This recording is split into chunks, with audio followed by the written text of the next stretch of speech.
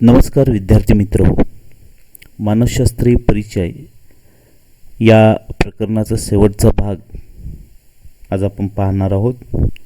त्यामध्ये मानसशास्त्राच्या संशोधन पद्धती किंवा संशोधनाची वाटचाल या संदर्भात आपण विचार करत होतो. त्यामध्ये आपण सहसंबंधात्मक अभ्यास किंवा संशोधन, त्याला आपण कोरिलेशनल स्टडी असं म्हणतो, त्या संदर्भात आपण विचार केलेला आहे.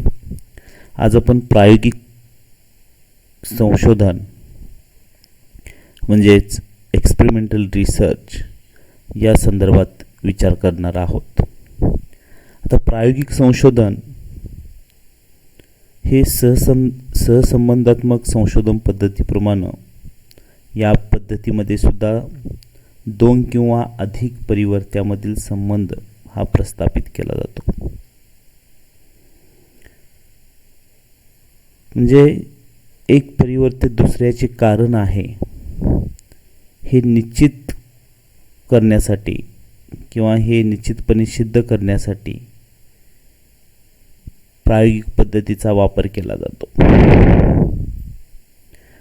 मानसशास्त्रामध्ये ज्या विविध अभ्यास पद्धती वापरल्या जातात त्यापैकी सर्वात महत्त्वाची, विश्वसनीय व अचूक निष्कर्ष देणारी पद्धती म्हणून या प्रायोगिक पद्धतीकडे पाहिलं जातं. एखाद्या विशिष्ट समस्येचं अन्वेषण करण्यासाठी परिस्थितीवर नियंत्रण ठेवून केलेले निरीक्षण म्हणजे प्रयोग, अशी प्रयोगाची व्याख्या करता येईल.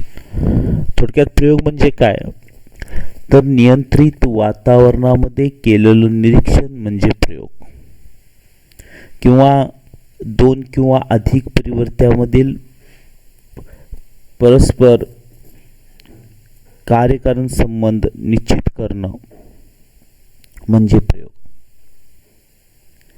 आता प्रयोगामध्ये कार्यकारण संबंध प्रस्थापित करणं हा प्रायोगिक पद्धतीचा मुख्य हेतू आहे. म्हणजे 2 परिवर्ती जे आहेत त्या 2 परिवर्त्यामध्ये नेमक्या कोणत्या स्वरूपाचा संबंध आहे हे